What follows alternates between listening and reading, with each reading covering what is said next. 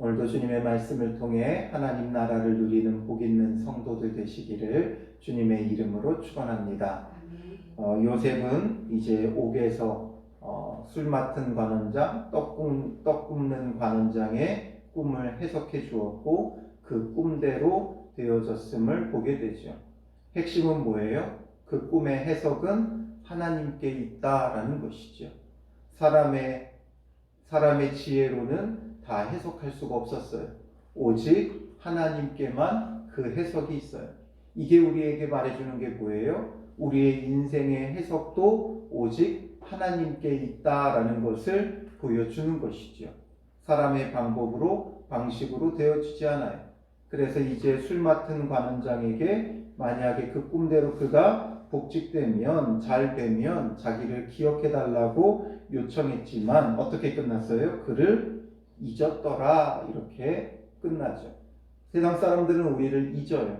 세상 사람들에게 우리가 은혜를 베풀고 뭔가 이것으로써 대단한 일들이 이루어지기를 우리는 기대하지만 세상 사람들은 잊어버린다라는 거예요. 그러나 잊지 않는 분이 계시니 그분이 곧 우리 주 하나님이세요. 하나님만이 우리를 잊지 않고 늘 기억하고 계신다라는 거죠. 우리가 어떤 상황, 어떤 처지에 있다 할지라도, 사방이 막힌 감옥에 갇혀 있다 할지라도 주님은 우리를 기억하고 계시고 우리와 함께하고 계세요. 하나님이 함께 하시는 자라면 감옥에서도 형통한 자가 되어지더라라는 것을 우리가 요셉의 삶을 통해 보았죠. 그래서 그가 기억해 주기를 원했으나 얼마의 시간이 또 흘러버려요. 오늘 본문에 보면 만 2년 후에 또 2년이라는 시간이 흘러버리죠. 속절없이 흘러요. 감옥에서의 삶이 얼마나 고통스럽고 괴로운지 몰라요. 우리가 생각한 것과는 달라요.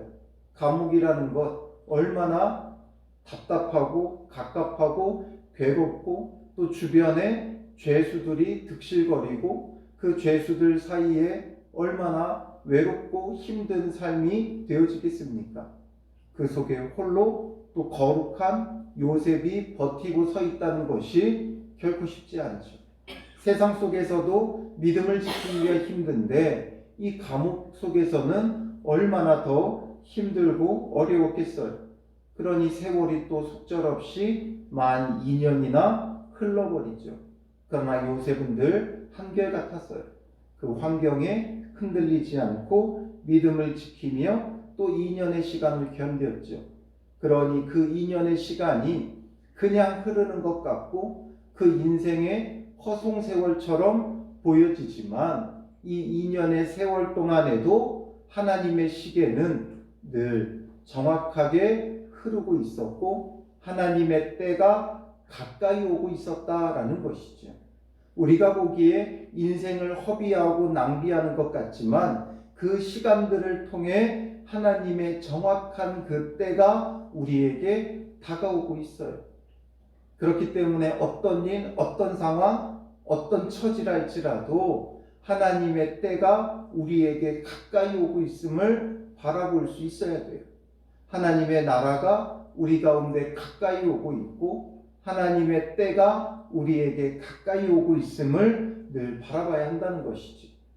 인간적인 눈으로는 허송세월 같아요.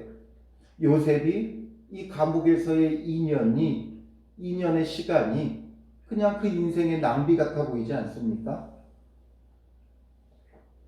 그러나 이 시간을 통해서 요셉은 철저히 낮아졌을 거예요. 아버지의 사랑을 받으며 높은 자리에 있던 요셉이 철저히 낮아지고 죽어지는 예수 그리스도의 그 십자가가 무엇인지를 온 몸으로 체득할 수 있는 그런 시간이 그에게 되어졌던 것이죠. 그러니 우리의 인생도 마찬가지예요. 하나님께서 때로는 우리를 낮추실 때가 있어요. 그러나 하나님이 우리를 버리신 것도 아니고 미워하시는 것도 아니에요. 우리로 하여금 예수 그리스도의 십자가가 무엇인지를 몸소 체험할 수 있게 하시는 영광의 자리고 그 시간이 허송세월이 아니라 하나님의 시계가 정확하게 움직여지고 있고 하나님의 때가 가까이 오고 있다라는 것을 바라보면서 우리는 하나님의 때를 기다리는 자가 되어져야 하는 것이죠. 요셉이 억울하다고 탄원하거나 그곳에서 벗어나려고 몸부림치지 않았어요. 그냥 그곳에서 늘 하던 대로 형통한 자가 되어 신실하게 그 자리를 지키는 것이죠. 그러다 보니 하나님의 때가 이제 오게 되죠. 그때는 어떤 때였어요? 이제 바로가 꿈을 꾸는 때가 되어진 것이죠. 그래서 바로가 꿈을 꿔요. 그런데 그 꿈에 보니까 아름답고 살진 7 암소가 강가에서 올라와 갈밭에서 뜯어먹고 그 뒤에 또 흉하고 파리한 다른 7 암소가 나일 강가에서 올라오죠. 그리고서는 그 흉하고 파리한 소가 그 아름답고 살진 7 소를 잡아먹어버려요. 그리고서 바로가 곧 깨어나게 되어집니다. 근데 뭔가 흉측한 그 소를 보고 나니까 그 소들이 잡아먹는 걸 보니까 뭔가 그 마음이 뒤숭숭했을 거예요. 그런데 다시 또 잠이 들어서 꿈을 꿨는데 이번에는 한 줄기에 무성하고 충실한 7 이삭이 나오고 그 후에 또 가늘고 동풍에 마른 7 이삭이 나오더니 그 가는 7 이삭이 무성하고 충실한 7 이삭을 삼켜버리죠.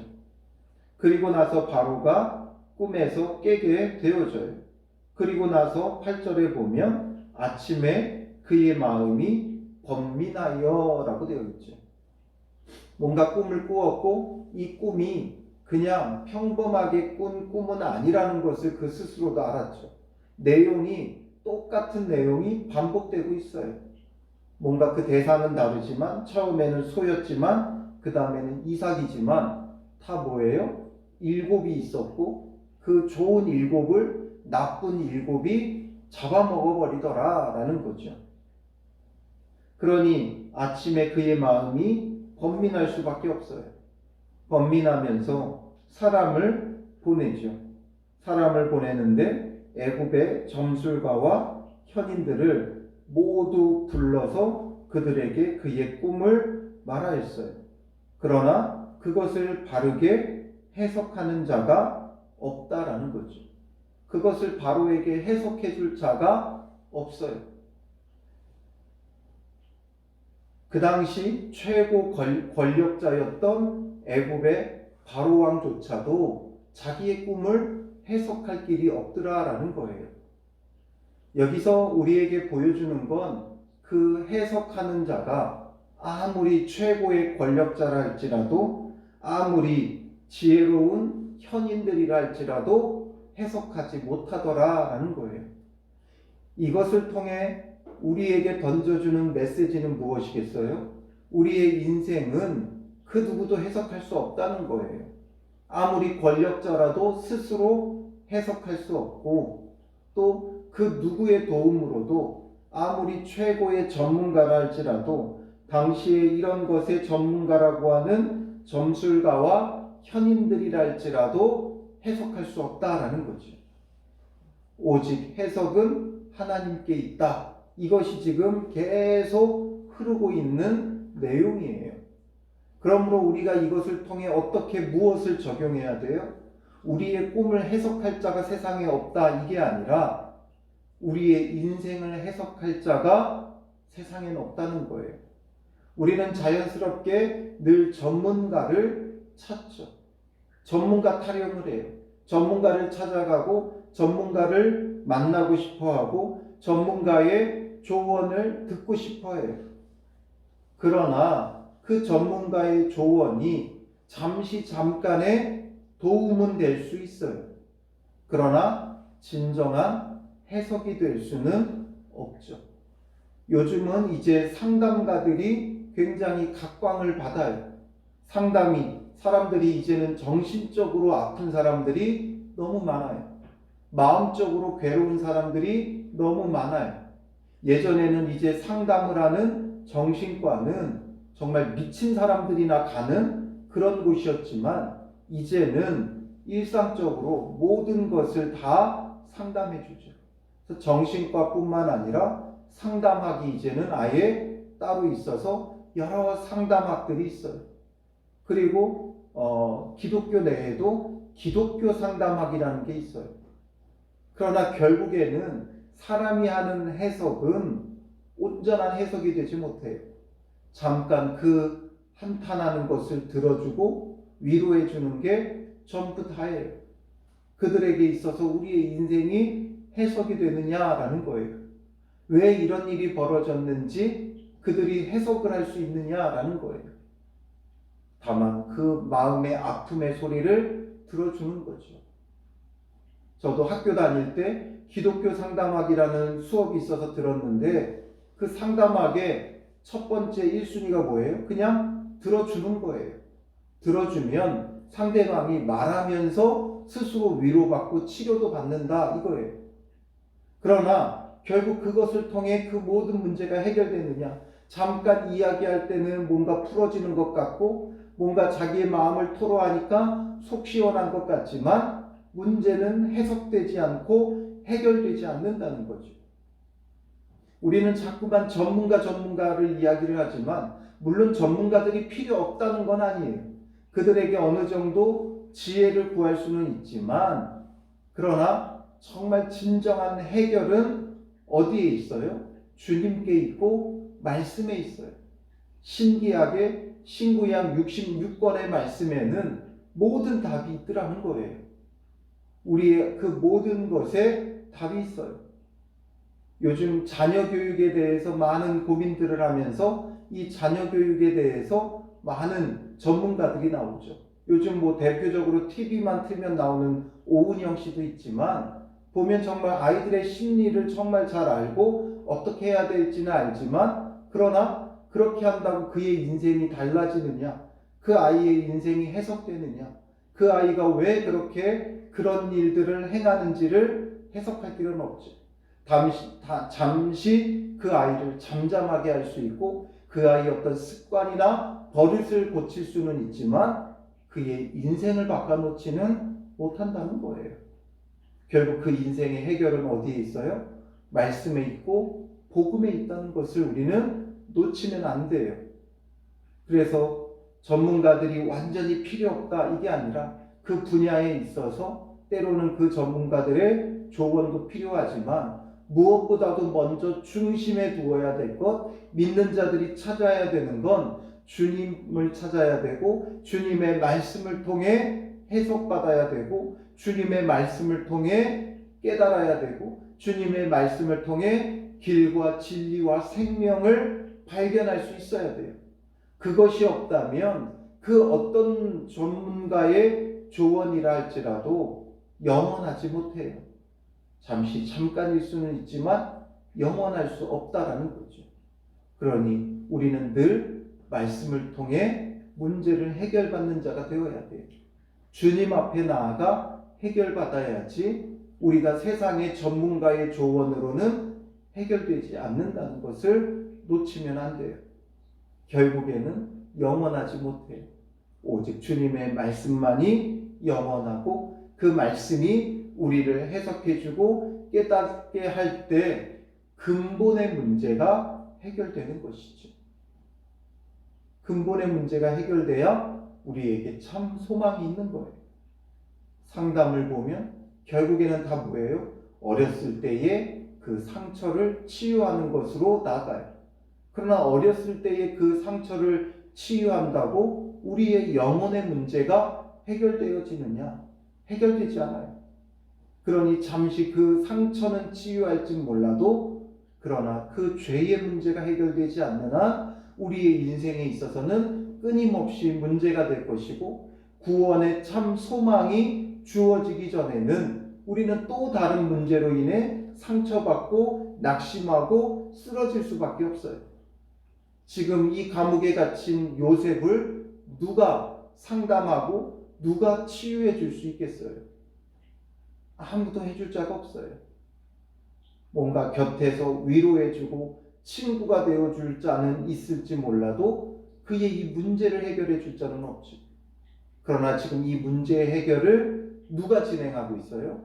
하나님이 진행하고 계시고 2년의 시간이 지나 바로가 꿈을 꾸게 하고 바로는 스스로 해석할 수 없는 그 꿈을 이제 요셉이 등장하여 해석하며 요셉의 모든 삶을 근본적으로 해결하실 하나님의 은혜의 손길이 계속 이 가운데 진행되고 있다는 것이죠.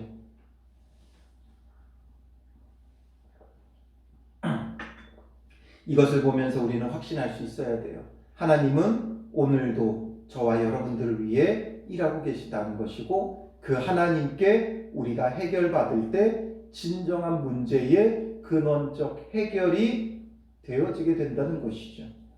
그러니 이제 잊고 있었던 술 맡은 관원장이 이제서야 등장하게 돼요. 그동안 잊고 지냈던 이유가 있지. 그동안 잊지 않고 요셉을 꺼내줬다면 거기서 끝날 일이었어요. 그러나 이제 술 맡은 관원장이 요셉을 기억하죠. 그래서 9절에 보면 바로에게 말하여 이르되 바로에게 말해요. 내가 오늘 내 죄를 기억하나이다 하면서 바로 앞에 납작 엎드리죠. 나의 죄를 기억합니다. 그러니 지금 이 술 맡은 관원장의 자세를 한번 생각해 보세요. 바로 앞에 납작 엎드리며 굉장히 조심스럽게 말하죠. 그러니 이 술 맡은 관원장도 지금 왕 앞에서 함부로 말할 수 있는 그런 처지가 되지 못했다는 거예요. 그러니까 요셉을 잊을 수밖에 없었고 잊고 지냈지만 더 이상은 잊을 수 없는 상황이 그에게 왔기에 이제는 바로에게 조심스럽게 이야기를 꺼내는 거예요. 그래서 바로께서 종들에게 놓아서 나와 떡 굽는 관원장을 친위대장 집에 가두셨을 때에 나와 그가 하룻밤에 꿈을 꾼즉 각기 뜻이 있는 꿈이라. 각기 뜻이 있는 꿈이다라는 거죠. 우리의 삶은 각기 뜻이 있는 삶이에요. 무의미한 삶은 없어요. 각기 뜻이 있어요. 그렇기 때문에 그 뜻을 해석하는 게 중요하죠. 그리고 그곳에 친위대장의 종된 히브리 청년이 우리와 함께 있기로 우리가 그에게 말하며 그가 우리의 꿈을 풀되 그 꿈대로 각 사람에게 해석하더니 그 해석한 대로 되어 나는 복직되고 그는 매달렸나이다. 히브리 종이 그것도 감옥에 갇혀있는 종이 꿈을 해석한다는 것이 사실상 그 시대의 그 문화에 그 여러 현인들도 심지어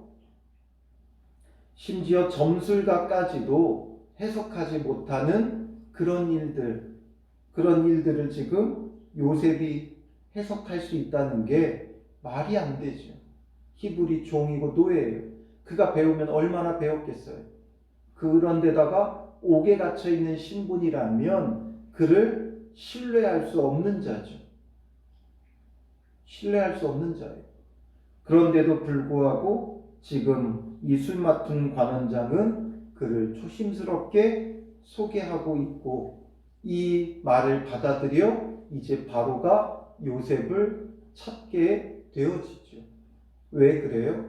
그만큼 지금 바로의 마음이 낮아져 있고 바로의 마음이 절박해 있는 거예요.